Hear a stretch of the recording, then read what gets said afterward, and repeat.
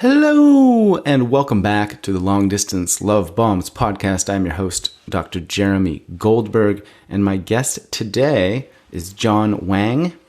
John is a keynote speaker. He's an author with Penguin Random House, and he's got a book coming out at some point called Big Asian Energy, which synthesizes his purpose, his mission, which is to empower Asian Americans to break through the bamboo ceiling and to own their brilliance. And we dive into everything on this one. Well, not everything. It would be weird. But we talked about a whole bunch of stuff, not necessarily related specifically just to those seeking big Asian energy. We talked about the difference between confidence and arrogance, the difference between speaking up versus demanding. We talked about what quiet overachievers are, and the cultural things in place that can keep us from shining our light bright. In Australia, I know they refer to it as tall poppy syndrome. So this mix between being humble and not owning your gifts, not being authoritative, not feeling confident enough to speak up or to stand out. It was a good conversation. We bounce all over the place, talking about a bunch of really interesting topics. John is a man that has been in my orbit for a long time. We have many mutual friends and acquaintances. I randomly met his partner a couple months ago at a river. And so it was cool to finally connect with him and to dive into his work and his beliefs. He's a great dude. We have a lot of fun. We laugh quite a bit, including within the first 60 seconds of recording. And then as we were starting to wind down the conversation and tidy up the interview, we jumped back in to another hearty discourse. So anyway, John is blowing up on TikTok. He is growing an Instagram account. He's got the book. He's got the website. He's doing lots of stuff on LinkedIn. So I've included links to those in the show notes. You can get into his space. But without further ado, here is John Wang. All right. John Wang. It sounds like John Wayne, actually, now that I say it. John Wang, welcome to the podcast. Yeah, that was my nickname. I was really proud of it when I was in school. My nickname was the Duke because this sounded like John Wayne and John Wayne the cowboy, and his name was the Duke. I was super proud of it until I realized that nobody ever got who John Wayne was. So thank you for bringing that back. just bring up some old trauma in the first 36 seconds, Yeah, we could dive into that one too. Lots of dick joke names, man. I always joke that I think my parents missed an opportunity to name me Johnson Wang instead of John Wang, because then I would have the best porn name ever. Is that okay? Can we start with that? Bro, we're a minute in. We're off the rails. This is now where we're at. Okay. All right. This is great. But I mean, maybe the John Wayne thing is somewhere to dive into your work and your purpose, because for those that are just listening and not watching on YouTube, your background is bright red and it says big Asian energy 10 times all around you. You're immersed in that. And then as a child, your nickname was this prototypical American Western man. And I know that a lot of your work focuses on finding identity, sense of self, purpose, etc. Totally. So for those listening that have no idea who you are, other than Johnson Wang would be your porn name, who are you? I'm an OnlyFans model. No, that's a joke. That's a joke. Yeah, but so maybe you can introduce yourself, what you're about, what you're passionate about, who you are. Yeah, absolutely. So I am you could say I'm an educator and a coach. And right now, my main project is working with Asian North Americans. And it's been that for the last 15 years, I've ran a school called Mastery Academy. And that one was working with students on getting into top schools. And most of them were Asian North American. And then I started doing executive and personal coaching, like high performance coaching, and mostly with, I would say, employees from companies like Google, Meta, Facebook, Goldman Sachs, and once again, lots of Asian Americans. And right now I'm writing a book and I've got a podcast and a show called we talk all about personal development for Asian Americans. Your show and podcast is called Big Asian Energy. For some reason, it blipped out for me, but maybe for everybody else, it did not. But Big Asian Energy, yeah? Yeah. Okay. So maybe we can just start there, because when we were talking before the podcast started, you were saying, hey, man, it's not just an Asian thing. These are general principles that apply to everybody. So maybe you can dive into that a little bit. Yeah, absolutely.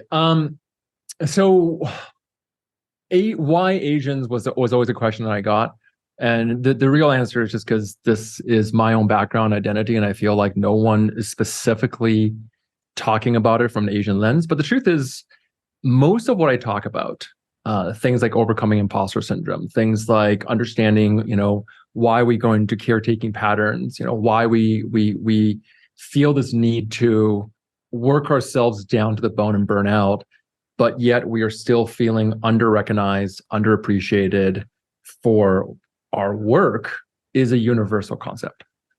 And this is really the core of Big Asian Energy. As I started doing research and I started working with all these clients, and I started recognizing there are these 7 core, we even call them archetypal patterns, behavior patterns that show up.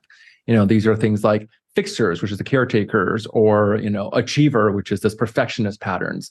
And I found that they were showing up a lot in my clients' work, either in their relationships or in their careers. And it was causing more problems than there was helping them. So that's the core foundation of what we talk about.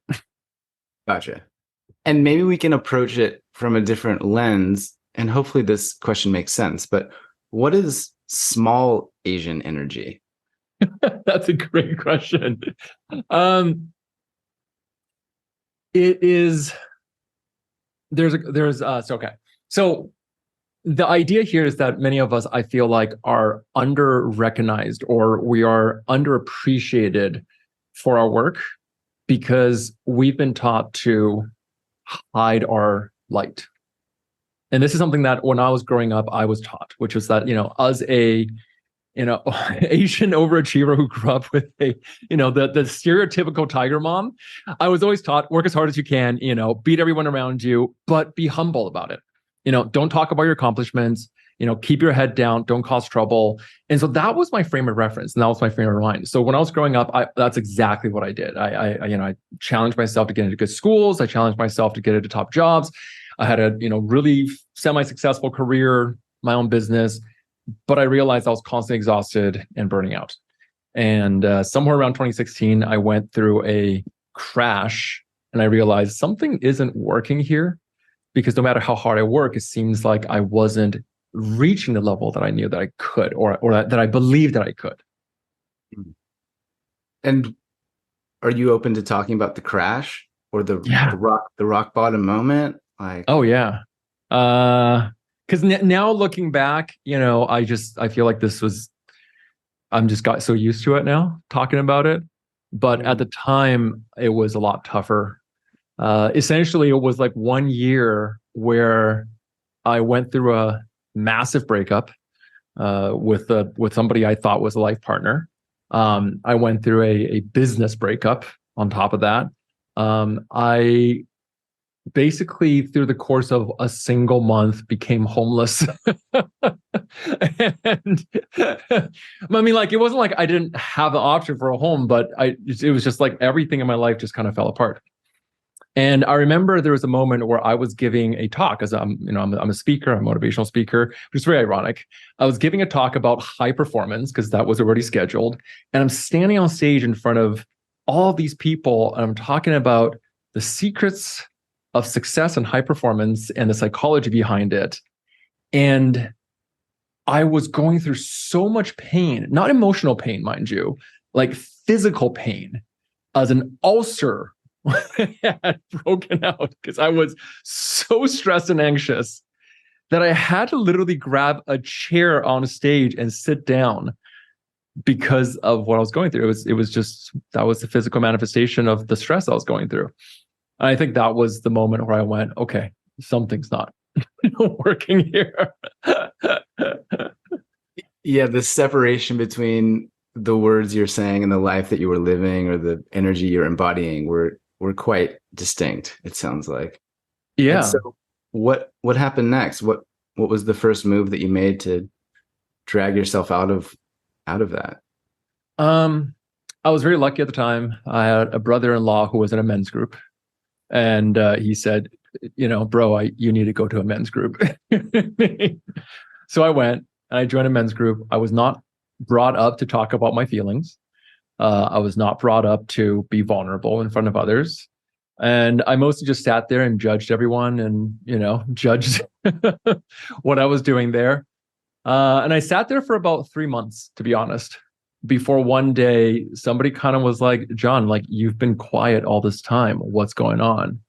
And I just remember I just started talking about what was really going on in my life, and the shame that I was feeling, that I was not succeeding, which was always how I defined my value in the world.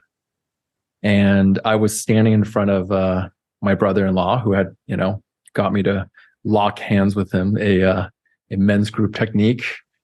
And and he had me yell, basically. So I locked hands with him and I just started yelling. And halfway through yelling, I bursted out crying. And I just broke down in his arms. And I think that was when I realized, wow, this is not just a performance issue. This is something that goes much. So yeah, after that, lots of inner work, lots of therapy, going out into the woods, psychedelic journeys, going to workshops. Yeah, all of that. All of it. Yeah, good for you, man. I'm reminded of this line that I love, which is anger is just sad's bodyguard. Oh, It's so good. good. So good. But it sounds like that. And beneath the screams, beneath the rage, beneath the facade of anger and resentment and all the rest is this tender sort of wound that you were exposed to for the first time. And once you're exposed, it's kind of like, okay, what do I deal with this now? Right? No more ignoring. Yeah. But in terms of the small Asian energy versus big Asian energy, I saw on your site or somewhere, you talk about the difference between confidence and arrogance, between speaking up and being demanding. Maybe we could step into some of that, because I think those are widely applicable. And I know personally that I've used humility for a long time and then realized, oh, I was hiding, right? I was scared to shine brighter. I was scared to speak up. Oh, it's no big deal. I wasn't owning my gifts. So anything on those topics that jump out at you? Yeah. So talking about small Asian energy, which is not a term I've ever used, but it's actually kind of funny when I think about it. It'll be the sequel to it'd be your next book, man. Yeah, exactly. Going the opposite direction. There are things that I call like mitigating language or micro apologies. These are things where, like the word just, for example. You ever notice when you're talking to somebody and they say just when they introduce themselves, like, oh, what do you do? Like, oh, I'm just an accountant. Like what are you working on? Oh, I've just been working on this recently. And there's an energy of self-diminishment that takes place that masquerades as humility. And the reason I say masquerades, because I see this with a lot of people, especially who have been brought up to act into a certain familial role. I see this a lot. Women and visible minorities are very common in this, especially immigrants, those who have, been expected to assimilate to a culture that they're in. Because the expectation is that to belong, you have to diminish your shine a little bit. Because if you shine too bright, other people will call you out and people will attack you for it. People will say, well, I don't agree with you. And there's an expectation of confrontation that shows up. So these micro apologies that I see in so many people, I think comes from the fact that we were never really given permission to be loud, to speak up, and to kind of raise our hand and say, well, this is not what I think is right. So it's about understanding the difference, that humility is self-ownership. Like I'm full in who I am. I have full confidence. I have full embodiment. I take full ownership of who I am, but I don't need to throw it in other people's faces. Whereas self-diminishment is I genuinely don't feel like I am good enough. I am doing enough. I am successful enough. So let me pretend that it's humility when really I just don't have that ownership of myself. And then what is the process that you take your clients through in terms of identifying the difference between those two? Or like the micro apologies is a great example, the use of language of just. How do you get down into the heart of that? I have this thing I call the ABCs, which is assertiveness, boundaries, and core beliefs. Which I think is really comes down to it. Really, if you take a look at the process of stepping into our own power, assertiveness is our acknowledgement and our permission to speak up and share how we feel, and that's what it is. So assertiveness is the opposite of it's not the same thing as aggressiveness. Aggressive is there's a dominance to it. There's a I'm better than. Assertiveness is no, this is just who I am. I'm here to assert my thoughts.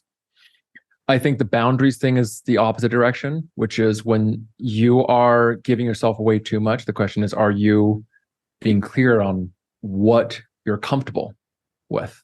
Are you being clear with, like, is somebody infringing upon your boundaries? Are you communicating those things? Or is there this kind of give to get energy with what you're doing?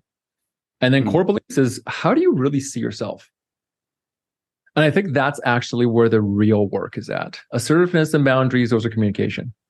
But core beliefs, that goes deep. That's a step where you have to actually start taking a look at is, who do you value yourself as once you take away all the other identifications, like, your achievements, your education, all these kind of things.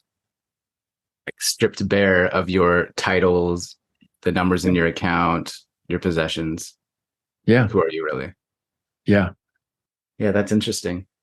Is there an example from your own life where you have worked through this system of ABCs to identify a blind spot, or maybe a part of a relationship where you recognize your own responsibility more than you anticipated or liked? Yeah. We have what 3 hours for this? Yeah. Well, I think the boundaries piece was a big one. There is, especially with, I think for me, growing up in a family, especially, there's an expectation where boundaries was not well communicated in my family. And, growing up, especially a collectivist, the term collectivist meaning, of belonging to the collective, like familial culture. A lot of Asian cultures are called collectivist cultures. And growing up in a collectivist culture, the idea is that you're never really who you are. Like, you are part of the family. So everything you do is a reflection of your family's successes. This is well elaborated. There's a book that was written by this professor named Amy Chua a while back called, I think it's called The Battle Hymn of the Tiger Mother. And she talks about the Asian mom stereotype. And in it, the core thing she talks about is that when you're an Asian child, you are an extension of your family. So every accomplishment that you have is really your family's accomplishment. And I think this is where boundaries really matter, is because when you don't have that self-ownership and say, well, wait a second, am I doing something because I'm expecting that this is going to reflect well on my family? Or am I doing something because it's something I genuinely find purpose and joy and a sense of identity in? And I think that goes into the core values. So yeah, there's there were times where I had a conversation with my mom, and I literally would say, hey mom, if you keep telling me how and who I should date, I'm gonna have to get up and walk out of the room. And then when she, of course, continued to do so, I literally got up and walked out of the room, and that made her really mad. I came back and she's like, "Why'd you do that?" I said, "Well, I told you, I'm not looking for feedback on this. This is my relationship, and thank you. I care. I appreciate your love for me, but I'm not looking for feedback on that."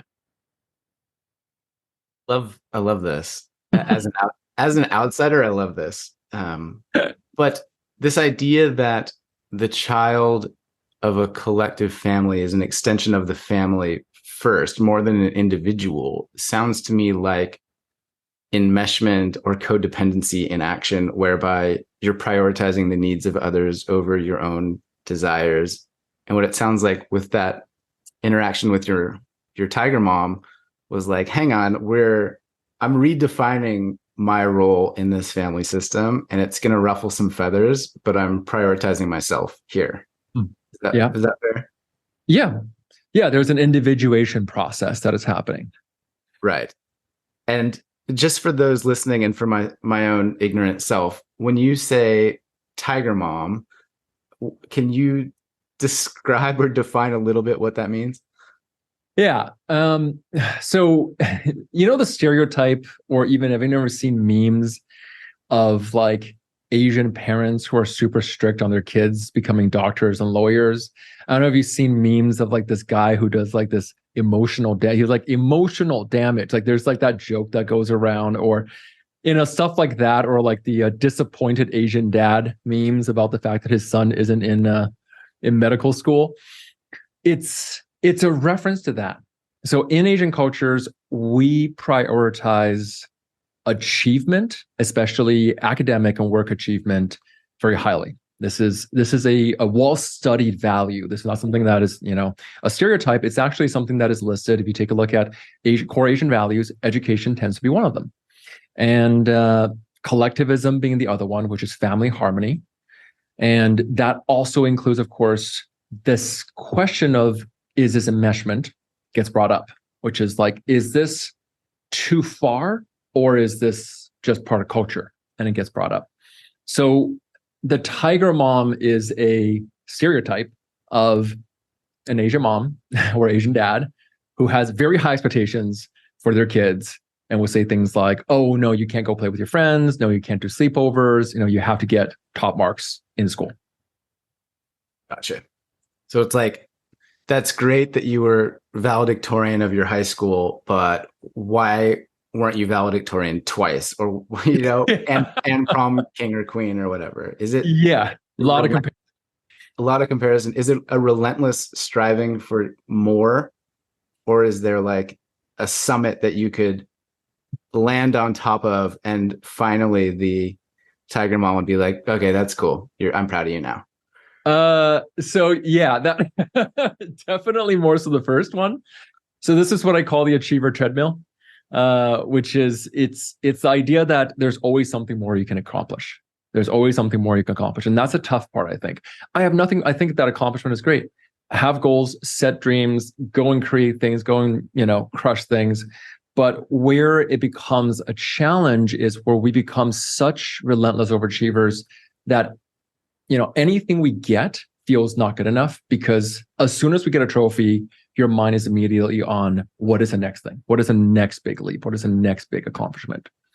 And I, in my book, I talk about this from the perspective of, the missing percentage on the test. What I mean by that is that, like, when a student brings back home, like, I got 95%, that's amazing, right? Like, great job. And the first question that they oftentimes hear back is, that's great. What happened to the last 5%? Right. And that's the missing idea. It's like, whatever you do, there's always something more that you're not doing enough of. And that pattern that we have when we were kids continues throughout our adulthood. And it becomes a thing where, oh, we got a promotion. And instead of celebrating it and, being proud of it and actually advocating for ourselves and saying, hey, I'm really good at this thing. Check out this award I got. It becomes, oh, actually, no, I need to do more. And we immediately disqualify. Like, that's where we have to start taking a look at that core belief of saying, what, is this true? Do I really need to immediately disqualify this for me to be good enough? So there's this kind of flavor of perfectionism, I feel, that runs through a lot of what you're saying there, which is that's the ultimate goal. Anything aside from 100% on a test is not good enough. But then I'm thinking about life and people. People are not perfect. Relationships are not perfect.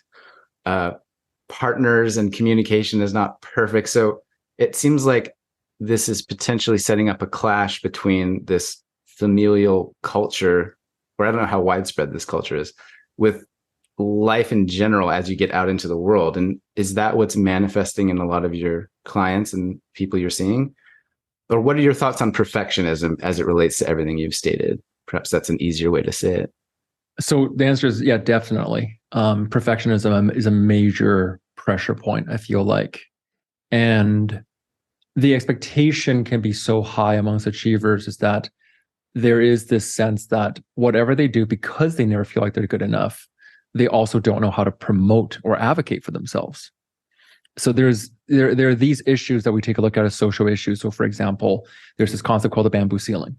And the bamboo ceiling basically looks at the fact that a lot of Asian Americans are well represented in the middle levels of, big corporations, Fortune 500s, which is everything up until middle management. So they're engineers, they're analysts, they're programmers, but underrepresented at the executive level. And I was just looking at these studies, and it's questioning, where is this coming from? And it comes down to the fact that if we take a look at our communication styles and our leadership, a big part of our sense of identity comes back down to humility. And that's the problem, is that what happens when perfectionism meets humility? Where you genuinely feel like, I am not good enough to claim ownership of this role. And at the same time, I feel like I need to feel guilty raising my hand and saying, no, I am. So this is where this actually impacts our relationships, this impacts our work, this impacts our career trajectory, all of it. Right. And so it's almost as if the strength is turned up too high and becomes a weakness, is one way I've heard it described, where you might be humble, you might genuinely be humble, but because you have this perfectionist tendency, you're now hiding, not owning your worth, spiraling into thoughts of limiting beliefs. Yeah. This am I enough question. That becomes the constant feeling, is that there's a recent show that came out on Netflix. It's called Beef.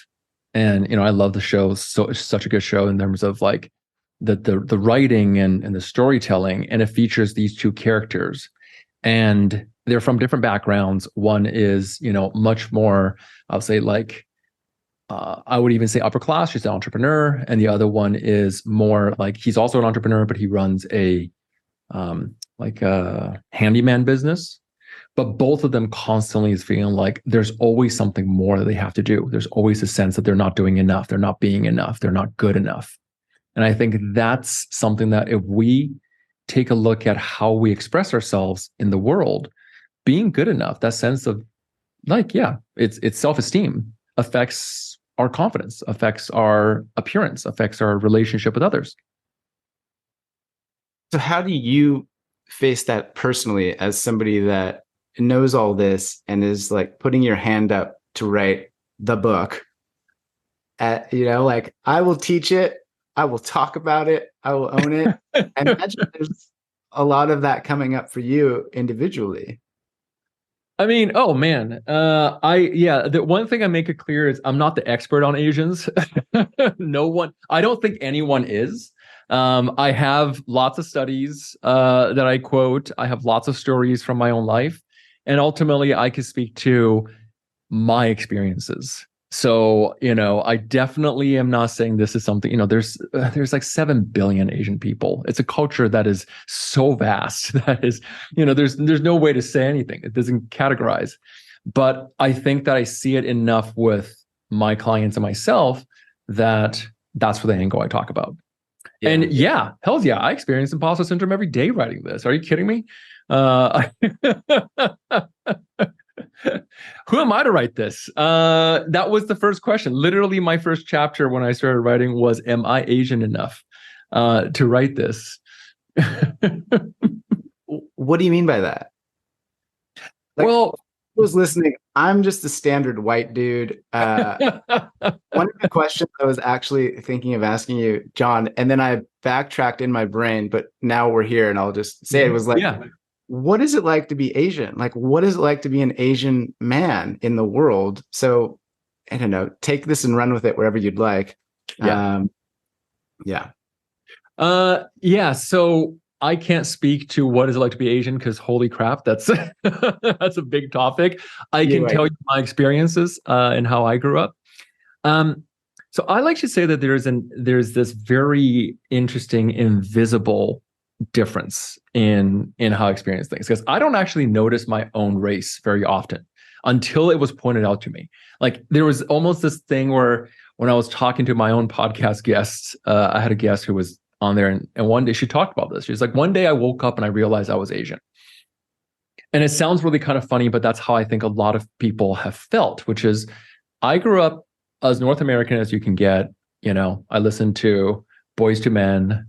Um, That's and, the, that's the standard, is it? yeah, as far as how Western it goes, I listened to NSYNC. I had those. I didn't really resonate that much with Asia.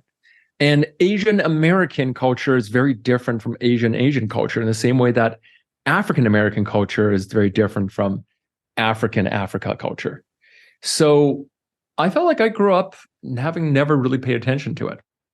And it wasn't until I started looking at certain differences in how I looked at stories when I was in those men's groups, when I was in these kind of like inner work groups, where I started realizing, hey, a lot of stuff I talked about was getting a lot of strange looks around, expectation, like talking about familial relationships and this expectation and this pressure I was always feeling. It's like, oh yeah, my parents are getting older, and my expectation is, as the oldest son, you're supposed to take over the family. You're supposed to, take care of your parents forever. And and that's something I really treasure and I own about my culture. But these are experiences that I think a lot of people don't know unless they grew up with it and what that feels like and what that pressure looks like. I was reading the study. It was done by UBC, and which has a large population of Asian Canadian students. And they found that 40% of white students referred themselves as being shy when they were doing self-categorizations, and over 70% of Asian students refer to themselves being shy, which I thought was very strange because I'm like, I never thought about Asians being shy. But there is that sense that we are somehow more shy. So these are things that when you actually start taking a look at the numbers, you go, oh, okay, so there is a difference. Yeah. Yeah, I mean, that's nearly double, right? Yeah. Twice the average. Yeah. And then so going back to this question from a moment ago, the idea of being Asian enough that you were questioning your credentials or your qualifications. Is that a thing, or is that just a way for your ego to avoid the discomfort of writing a book, for example? I think the imposter syndrome here is who am I speaking from and who am I speaking to?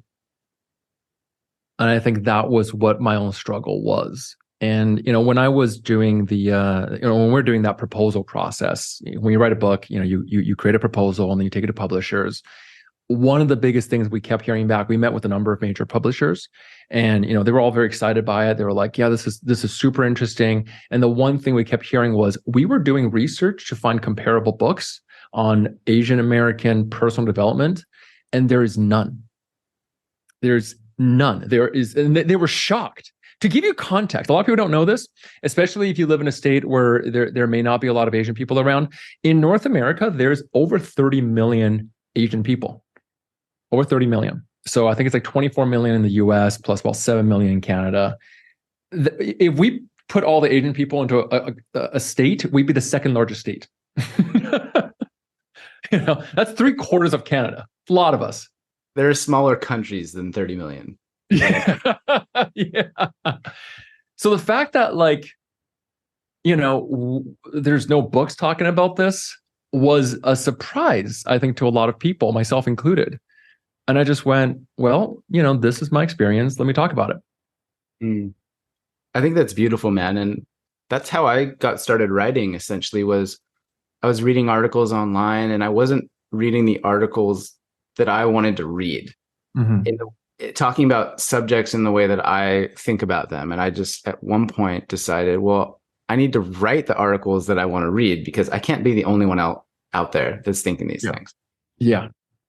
That was exactly it. I literally just sat down. I was talking to my my coach, who was my therapist, and she's just like, you're writing a book. What would you want to read? And that was exactly it. It was just like, I wish I had been given this book that I'm writing now. Yeah. What a gift.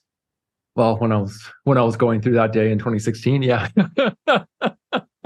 Yeah, and maybe that's your target audience is you from 2016, right? When you're writing. Maybe that helps you to clarify the message or whatnot. Maybe. I think that the one of the core essence messages here is really like breaking out of the roles that we were taught, that I was taught, that I had to play out in the role.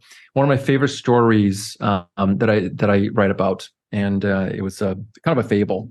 It was talking about how in Thailand there was this Buddha statue that had been uncovered that was like hundreds of years old. And this is a real story, by the way. And it was like covered in clay, and they were like, okay, we need to move the statue into a nicer, temple, because the temple it was housed in was breaking down. And when they tried to lift it, they realized that it was much heavier than other statues. And in fact, the whole lifting crane snapped. The rope snapped when they were trying to lift it up, and it cracked open. And what they found inside was that the statue was actually made of pure gold. And we're talking like 24K pure gold, massive statue, thousands of pounds. And it was a shock because they were like, what? Like, this is something that's worth, I think it was something like more than like almost $250 million in today's value. And it's just been sitting in this abandoned temple.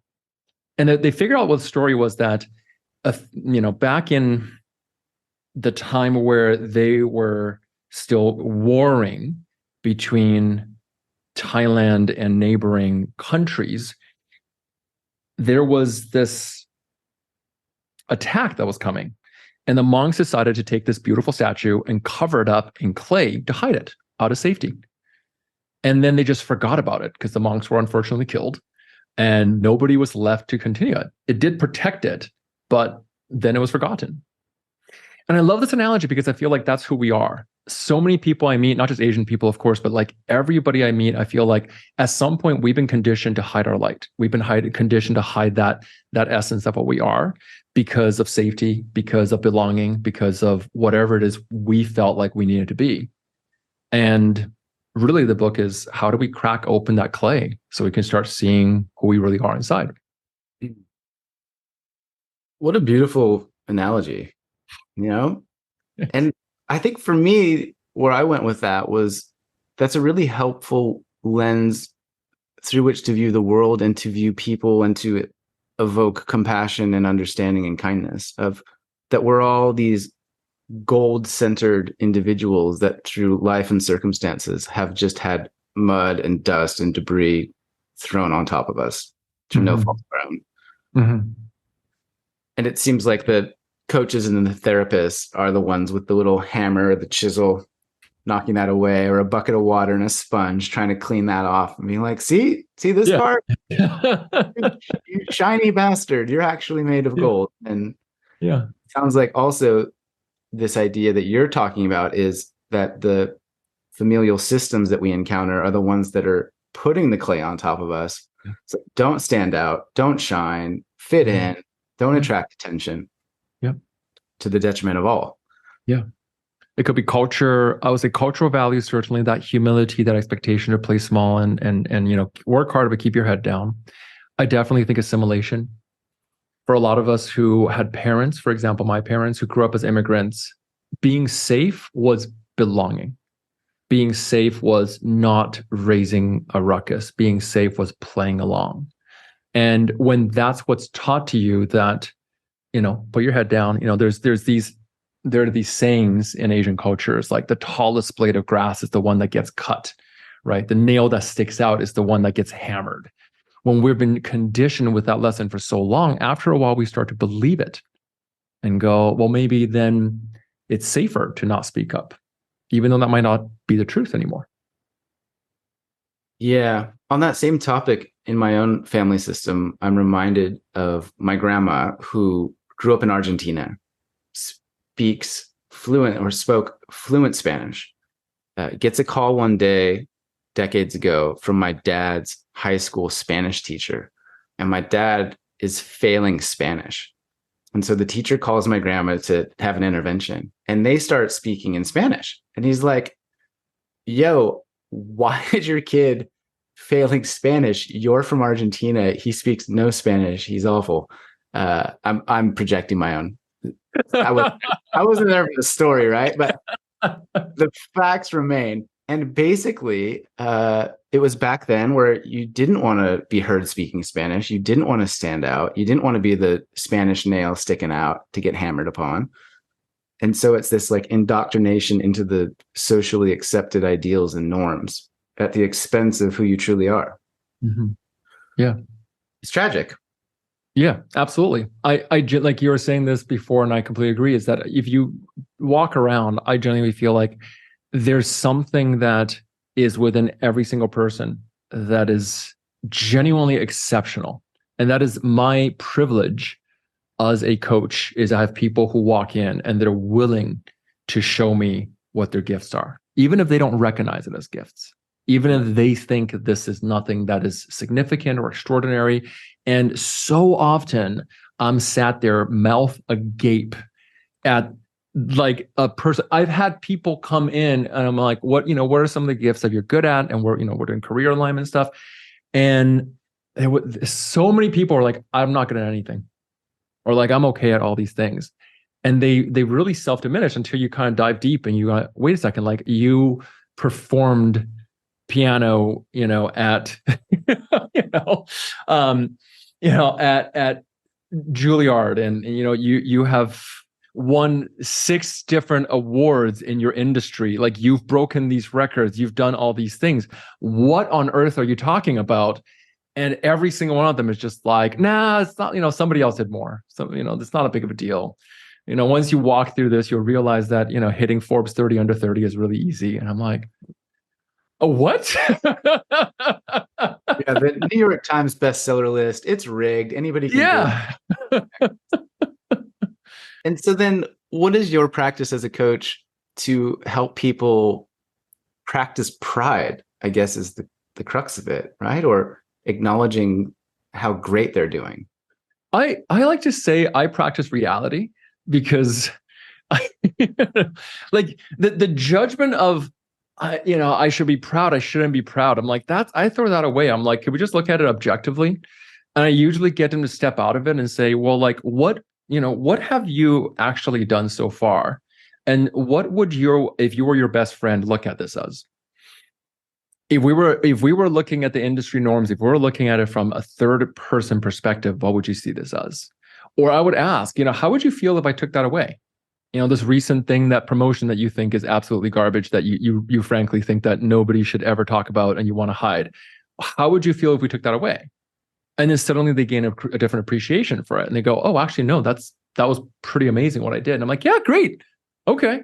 And recognize that you can acknowledge what you've already created as part of this greater journey. And we tend to look so much at how far we still have yet to go that we don't acknowledge that seeing how far we've come is an important part of that equation. Yeah, and when that's embedded as a core way of living, you'll never get anywhere because you're always seeking the next thing. You'll never appreciate things. The reason for striving or the motivation to do these great things is to have them, but if you never actually savor the having or the receiving, it's like, what are you doing this for? You'll burn out. You'll be standing on stage talking to a bunch of people, clutching your stomach in fear of passing out because you have ulcers. Hypothetically, yeah. And so maybe you could talk on a bit about burnout. I know you highlighted that at the beginning of the chat as something that you are familiar with, something that you coach people on. Oh boy. What is burnout? Yeah. What do we do about it? Burnout was originally created by a psychologist who actually self-diagnosed him.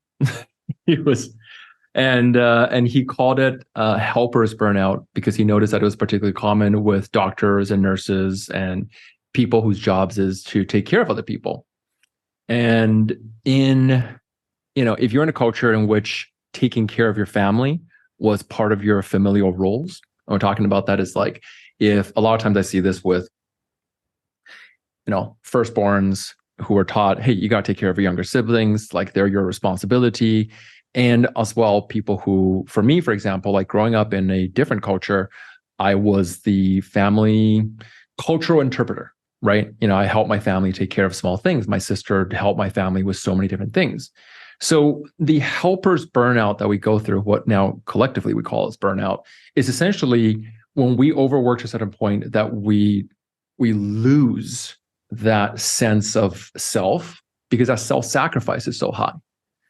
And for me, I think that burnout is, if we actually take a look at it, it's almost like depression, right? It's almost like a depression. We just like run out of energy, we run out of motivation, and we kind of crash and not feel any sense of identity in what we do anymore. That's something I experienced very deeply. Yeah, during that time, especially. Yeah. And so when you are aware of it or start to notice that it's happening, are there steps that you take or recommend for people to initiate? Absolutely. I think that it's one of those things where putting on your mask before putting it on somebody else is such a core thing of saying, hey, I think asking for help is something we haven't really normalized in a lot of communities yet, in a lot of cultures yet, where it's like asking for help is actually a form of giving because you're allowing other people to be part of your world. So I call this the bamboo mindset, which is, if you take a look at bamboos are, tough and shiny on the outside, but they're kind of hollow and empty on the inside. And that was how I felt, was like, everyone was always asking me like, how are you doing, John? I'm like, I'm great. Yeah, everything's fine. I'm fine. And like, I was just tough because I was taught to be tough on the outside, but inside I was completely running out of gas. And that was the burnout that I experienced. So the process for how do we deal with that is by first acknowledging that, hey, acknowledging wherever you're at is fine. I'm having on most days I'm doing great. Today I'm having an okay day. Today I'm having maybe even a kind of crappy day. And sometimes just the acknowledgement of it without making it wrong or bad or something that needs to be rescued or fixed is enough, of just taking a moment and being like, I'm having a crappy day and it's okay. It just is a crappy day. And then going, okay, who can I reach out to and ask for support? And I think that's something that we need to normalize as an entire culture, not just in Asian cultures, everywhere, of saying, no, we can have crappy days and not be a crappy person. Yeah, I love this idea that the way to have a better world is to have more crappier days, or to just like acknowledge there, rather than saying, oh, it's great, everything's fine, I'm good, I'm fine. It's like, no, we'd be better off having more crappy days. 100%. Because, and that's the funny thing is, our fear of being seen in our crappiness and our messiness, I shouldn't say crappiness, messiness, is the fact that if other people see us being messy, then they'll think less of us.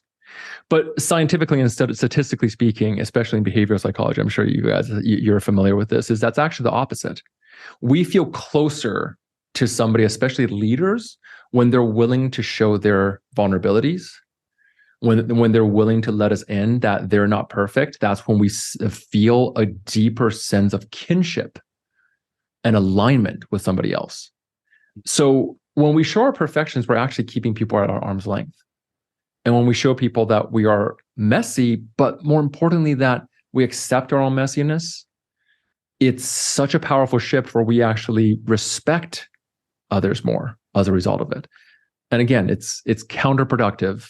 It's not counterproductive. It's counterintuitive, but it's something that we know to be true. Yeah. It's a paradox. Such a paradox. Those classic moves. You're like, oh, you want to be respected? You should tell people that you're scared or feeling dark or vulnerability. Yeah. I was interviewing he's an Asian guy. He is the head of leader development, global leader development at Adobe, huge company, right? And he literally trains their C levels, and he trains their managers.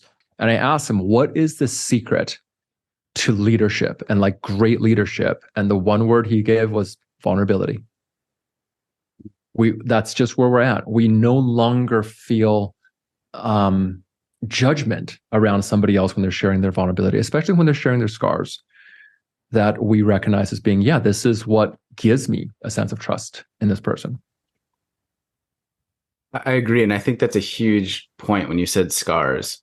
The sharing from the scar versus sharing from the wound, I think, is an important distinction. And one way that I look at that through writing is to sort of write from the wound, but edit from the scar, if that makes sense. So like, yeah, get it out, get the mushy, dirty details out. And then once it's healed, go back and be like, oh, that actually wasn't vulnerability. That was me seeking attention, or that was me needing a hug, rather than actual healed, strong foundational writing. But sometimes in certain circumstances, you're just in the wound and you got to lead and you got to have a conversation, and you could clarify from the get-go, like, this is going to be messy and I'm all over the place, especially in a relationship. Like, are you here to hold this? Are you okay with this? Yeah. 100%. And one of the easiest things I always say is just like, it's easier sometimes just get it out of the way.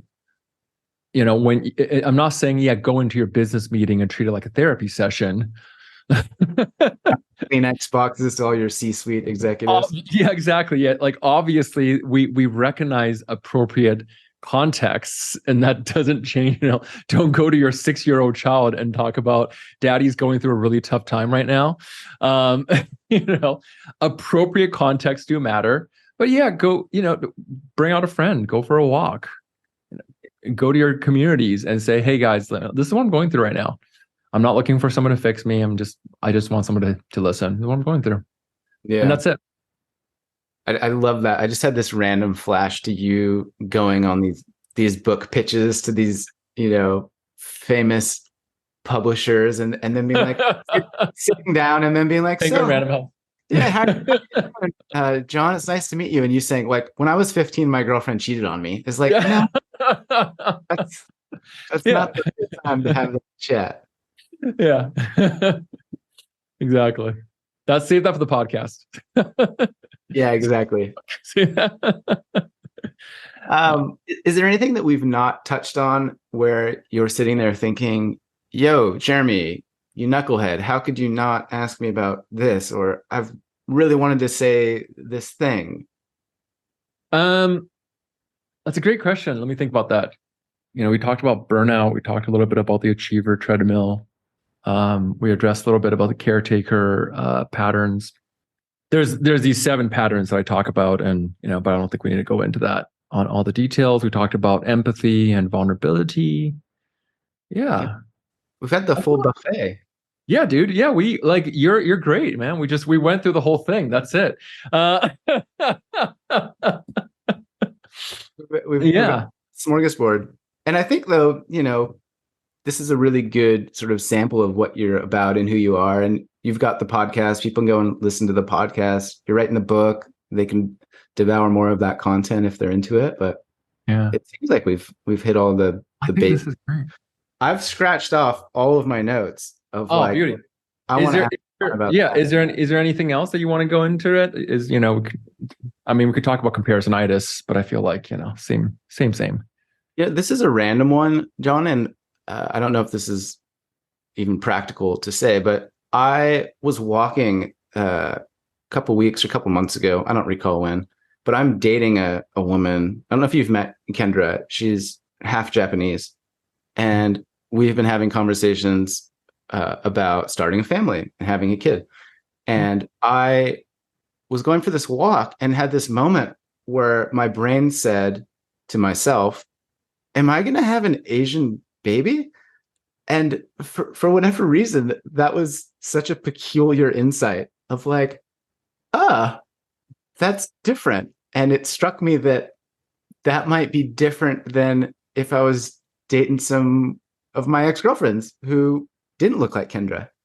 And so when you were talking about Tiger Mom and Tiger Dad, I was thinking, like, what's the other side of that? Like, is there a llama mom, or is there like a mother goose that's like more So desirable? so technically there is three, so there was a psychologist that talked about there's three main styles of parenting. There's authoritarian parenting, authoritative parenting, and permissive parenting. So when we talk about tiger moms, what we're really talking about is authoritarian parenting, which is what I say go. And it's almost like dictatorial, like this is the rules, and because I said so, therefore this is what it is. And then permissive is on the opposite. So that would be the mother goose one, which is, whatever you want to do is fine, and whatever you don't want to do, you don't have to do. This is like a step above parenting, which is like, oh, I forgot that I had a kid. But then there is this beautiful middle one, which is called authoritative parenting.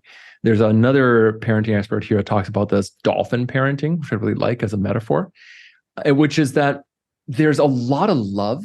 So the idea is that, we do have an expectation and standard that I want you to meet, but they just don't make love conditional on it, which is what we see a lot in authoritative parents, which is like, if you don't do what I say, then I'm going to withdraw love. I'm going to chastise you. I'm going to take away emotional rewards. And that's where it becomes a problem. Whereas authoritative parenting is like, no, like I have high expectations of you. I also love you even if you fail. But let's try again. And let's see if we can do something else to make that goal what it is. And being very clear that there's a difference between mommy and daddy's desires for what you want to be, and what you want to be might look different. But whatever it is, I want to support you in that role and set that expectation for you and give you lots of love. So the dolphin is the yeah. The dolphin parent. Yeah. There's a tiger. I got to look up that other book. But it was called The Dolphin Way. And you can go and take a look at that. It's great. Yeah.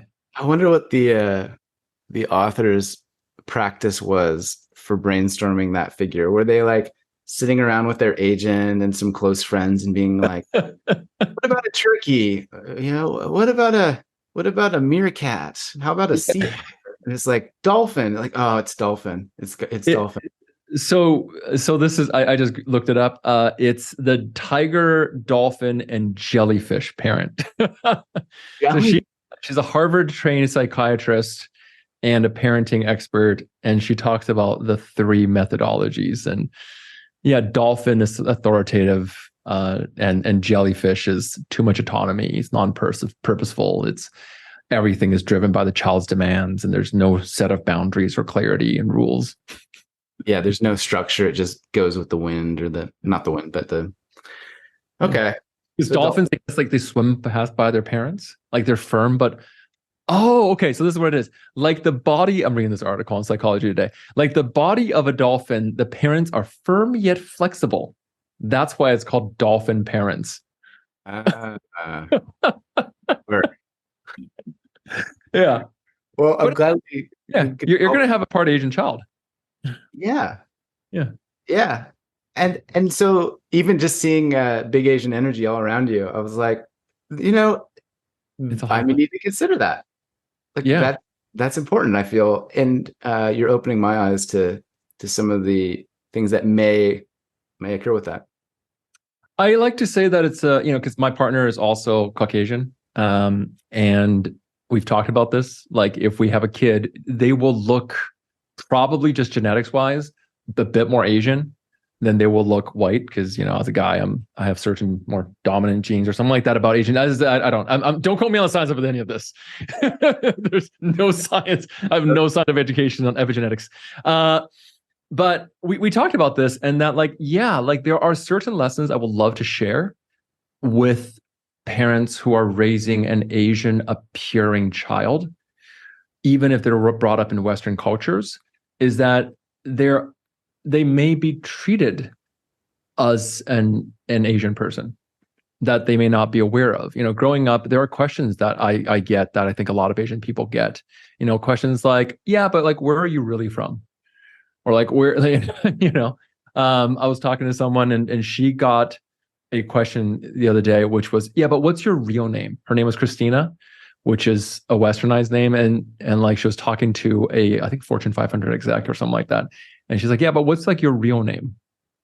And stuff like that will come up. And this is what we call the perpetual foreigner syndrome, which is it's going to be weird that you feel like a foreigner and you don't know how to explain it because of the way you feel and the way you appear. Yeah. What an odd situation to be in.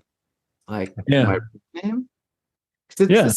I don't know. Would you qualify that as a racist question? Is there like some racism not silver lining, but like an undertone? It's kind of like call it microaggressions. micro. But Yeah, we're used to it.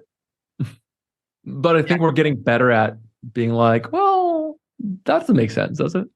yeah, getting used to it though is like a sadness, at least in me. It's like, no, we need to not be used to these kind of microaggressions, right? Is that a fair? Yeah. I don't know. I think it's a bullshit.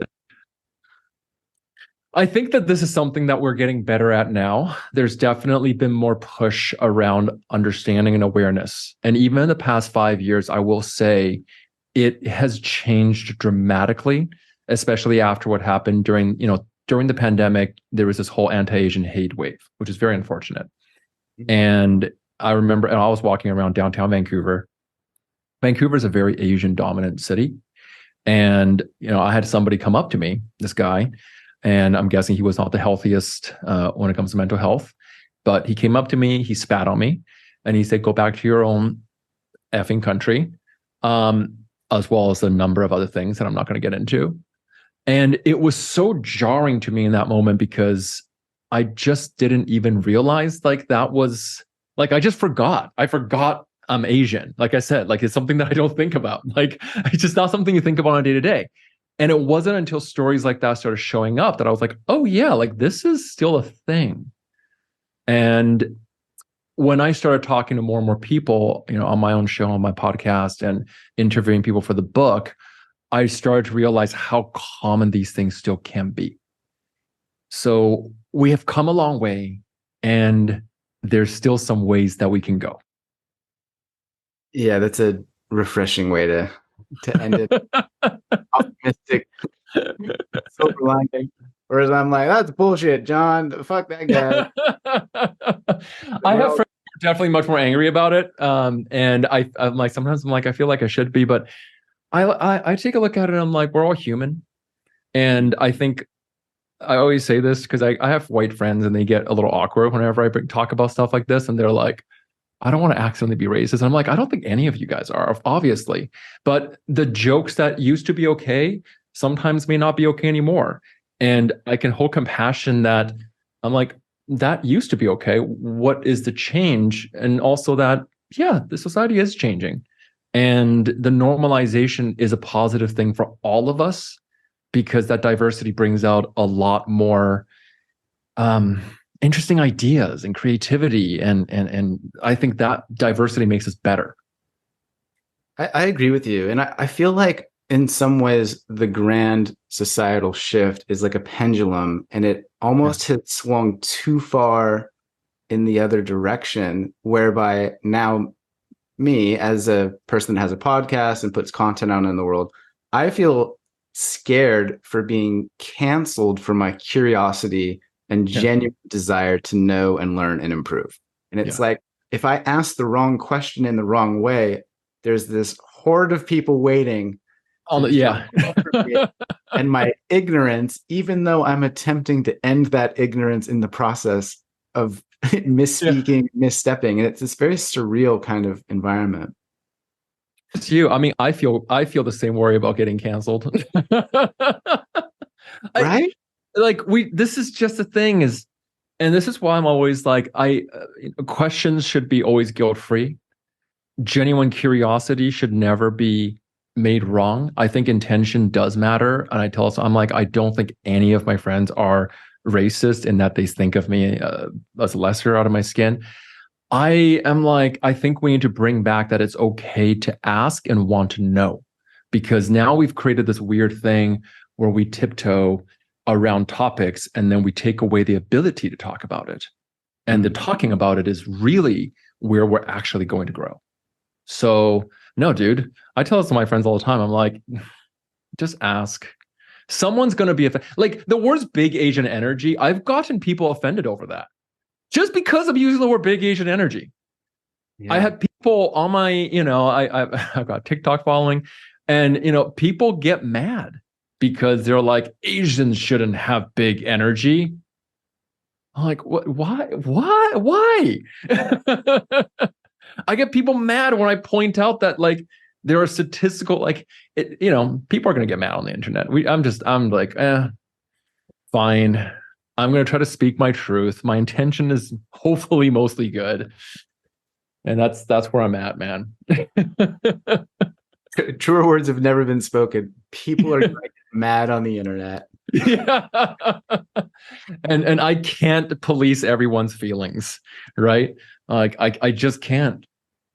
It all ties together because, the small Asian energy or the humility or the, hiding yourself, quieting your voice in some way prevents this discomfort of making people mad, of saying the wrong thing. And so it does serve us to some degree, but it serves us at the expense of living fully, expressing our whole heart and our truth and making a difference in the world. Yeah. It's the trade-off. Yeah. 100%. All right, brother. So I will share your book and your podcast in the show notes, but I know you just mentioned a TikTok and an Instagram. Yeah, I can send that off to you. What's the best way? Yeah, send that to me on email and I'll put it in the show notes, and those listening can find you, get in your world, watch your videos. All right, brother. Well, thanks for that. That was fun. Yeah, let me know anything I do to support. That was John Wang. As mentioned, you can find links to his various social media platforms in the show notes below, including his TikTok and his Instagram account. Thank you for being here. Thanks for listening. I appreciate the 5-star reviews. I appreciate you sharing this conversation with anybody that you think would benefit from it, of which I know there are many people. So feel free to share it, spread the word, grow the ripples of this podcast, which is me, Jeremy, just trying to inspire some more compassion in the world, spread a bit of kindness, make it cool. You can find me everywhere online at Long Distance Love Bombs. I have an email newsletter. I'm on Instagram. If you want to just say hello, share a recipe, I am down. Reach out. If you've got suggestions, if you've got guests that you want me to interview, please do. Let me know. I appreciate you. I thank you for your support, and I will talk to you soon.